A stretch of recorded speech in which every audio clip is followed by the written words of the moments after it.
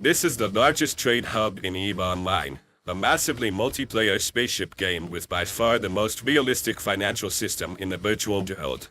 And this is downtown Manhattan, the largest trade hub in, well, the real world. These two regions of concentrated commerce have more than you might expect in common. And what has happened before in this virtual world might be a very good indication of what ends up happening here in the real world. But we are getting ahead of ourselves. The battle over the in-game tax havens. You see, when a financial system is as realistic as the one in EVE Online, it comes with the same unfortunate realities as well. Most notably, needing to work hard to make in-game money, currency inflation, and, of course, paying taxes. So, it's time to learn how money works, and take a look at the different taxes players in EVE are expected to pay, how they avoid paying them, and what this can teach us about the fate of New York. So, to start off with, there are the taxes that we explored in our last video, that are paid by the individual players on their income and paid to the corporations they are a member of. These are the taxes that, in turn, go on to fund the wars that make the newspaper headlines. So most of the members of these corporations have no problem paying them. Even if they do decide they'd rather not pay these taxes, it's as simple as finding, or indeed forming, a corporation with a 0% tax rate. Simple enough. There is, however, a type of tax that is far less popular among the players of this game, because it's much harder to avoid and doesn't get used to fund these epic space battles. These are the sales taxes. Every day, millions of transactions take place in the trade hubs across this virtual galaxy, as everything from basic supplies to huge speculative positions are bought and sold back and forth between the players of the game. Every time this happens, a percentage of the sale is taken out and paid to the Secure Commerce Commission, which is a not-so-subtle in-game equivalent of the American Securities and Exchange Commission. The only difference is that in the real world, the SEC is funded by a tiny fraction of a percent of these transactions, about $22 per $1 million in sales. In EVE Online, however, the transaction tax was around 2%. This by itself is pretty steep, and it's actually one of the biggest ways the game takes money out of active circulation. But things got really serious when this tax was doubled to more than 5% a few years ago. There were two important things that came out of this. The first was that suddenly a video game was making headlines for tax hikes, which is something, I suppose. But more importantly, the financial elite of EVE needed to find a way around these new onerous tax rates. This was the solution. This is a citadel, a space station that players in the game can construct and place almost anywhere in space.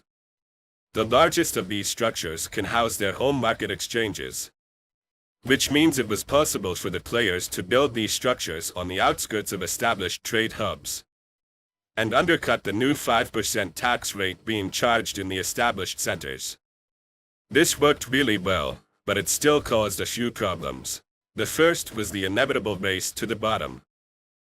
These stations aren't cheap per se, but compared to the potential revenue they could generate as centers of exchange, their upfront cost was practically a non-factor. This meant that everybody with a few billionists to spare threw up these structures everywhere across the galaxy, and started competing with each other.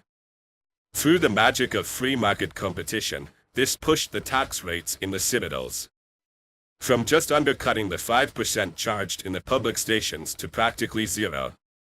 This caused a lot of problems for these would-be market overlords, because at a 0% cut they were making no money at all and couldn't afford the ongoing expenses required to run these stations.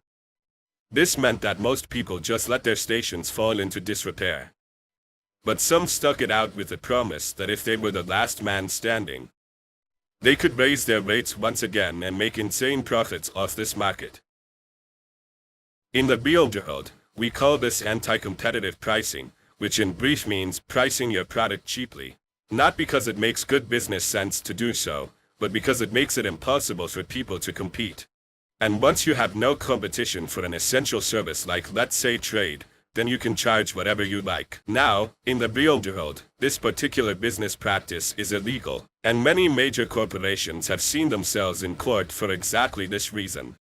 However, as we've seen before, EVE Online has an almost totally unregulated financial system.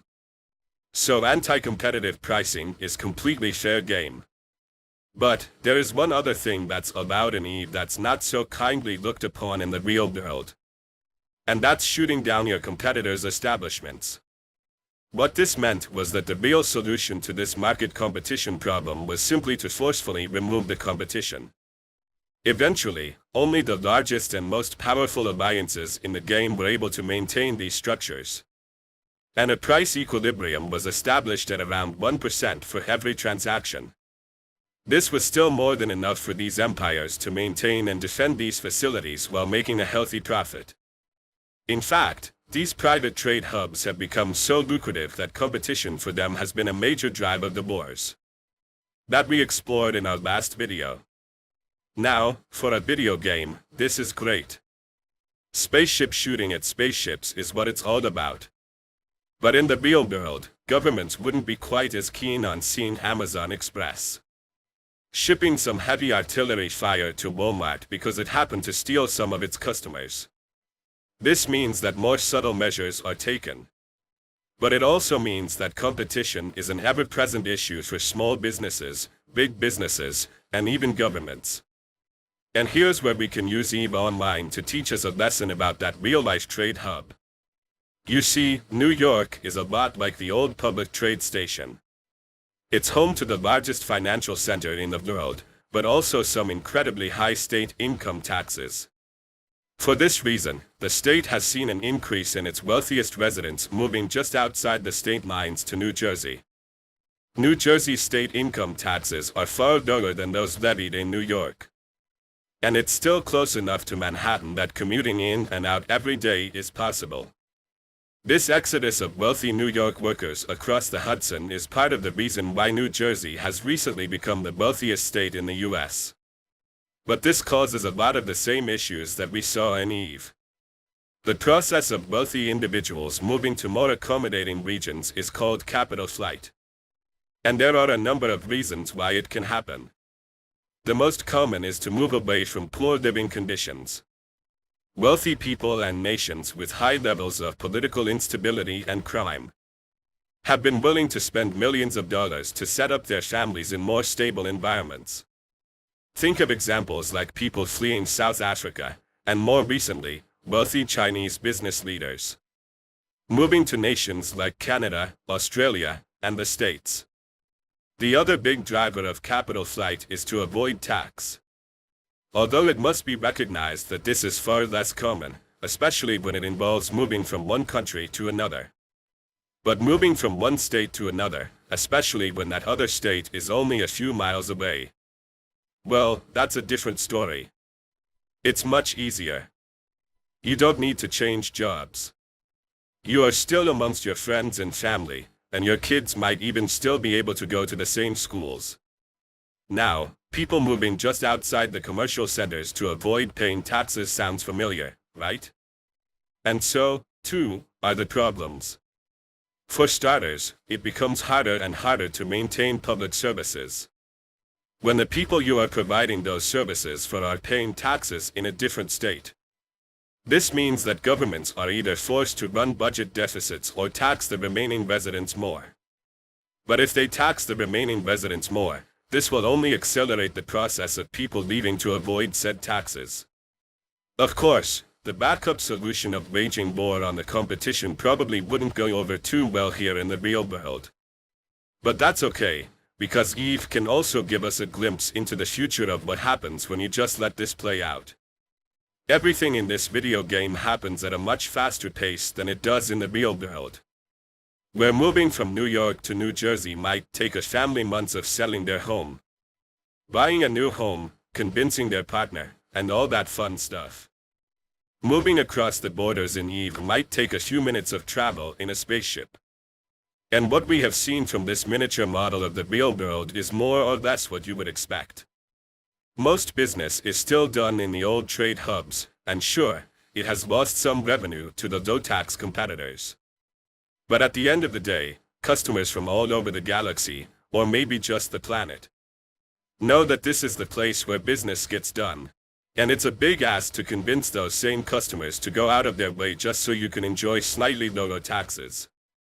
Of course, for really high value deals, you can pass some of these savings on to the next generation.